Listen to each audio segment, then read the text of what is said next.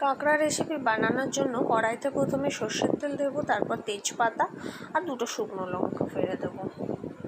এবার ভালো করে শুকনো লঙ্কাগুলো তেলের সাথে মিশে গেলে এবার আমরা ছাড়তে হবে আদা আর পেঁয়াজ, আদা রসুন বাটা। ভালো করে এটাকে মিশাতে হবে। তারপর থেকে যখন তেল ছেড়ে যাবে এবং একটা গন্ধ স্মেল আসবে, সেই সময় আমরা দেব হচ্ছে টমেটো কুচি আর সামান্য নুন।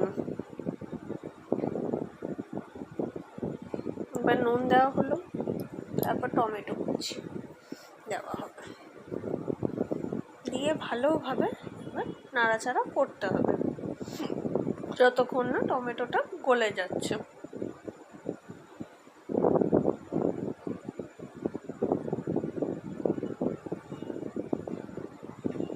টমেটো পুরোপুরি গলে এসেছে।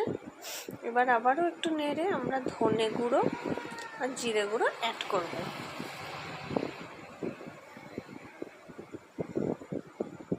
আর সামান্য পরিমাণে লঙ্কা গুঁড়ো।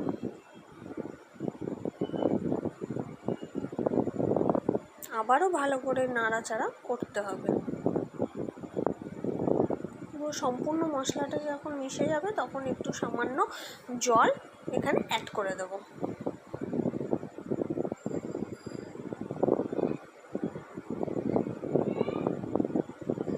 এবার ভালো করে মশলাটাকে মিশিয়ে দিতে হবে।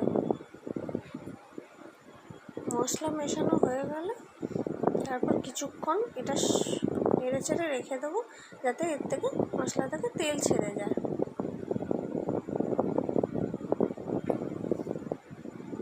এরপর দেবো হচ্ছে হলুদ গুঁড়ো। আবারও নাড়াচাড়া করতে হবে এবং সমস্ত মশলাকে মিক্সড কষাতে হবে যাতে তেল ছাড়ে।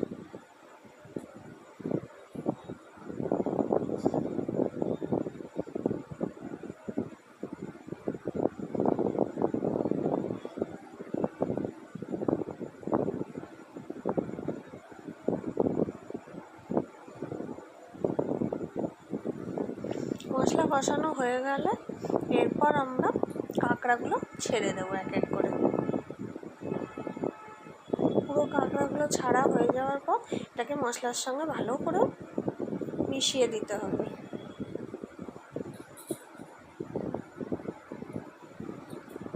যাতে সম্পূর্ণ কাঁকড়াগুলো মশলার সাথে মিশে যায়, সেদিকে খেয়াল রাখতে হবে।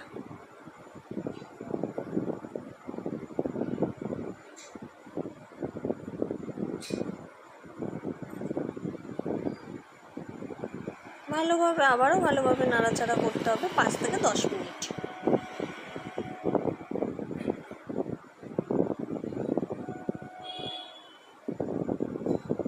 এবার কাঁকড়ার সাথে মশলা মিশে গেলে তারপর আমরা সামান্য জল অ্যাড করব এটার মধ্যে।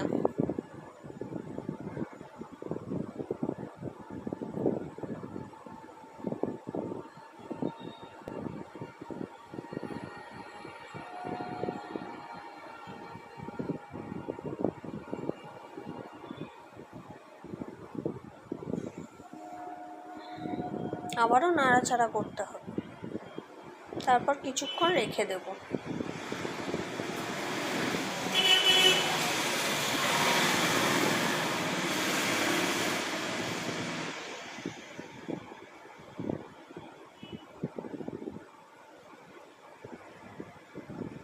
আপনারা চাইলে এটা কষাও করতে পারেন বা ঝোলও রাখতে পারেন, যার যেমন পছন্দ সেই হিসাবে জলের পরিমাণ দেবেন।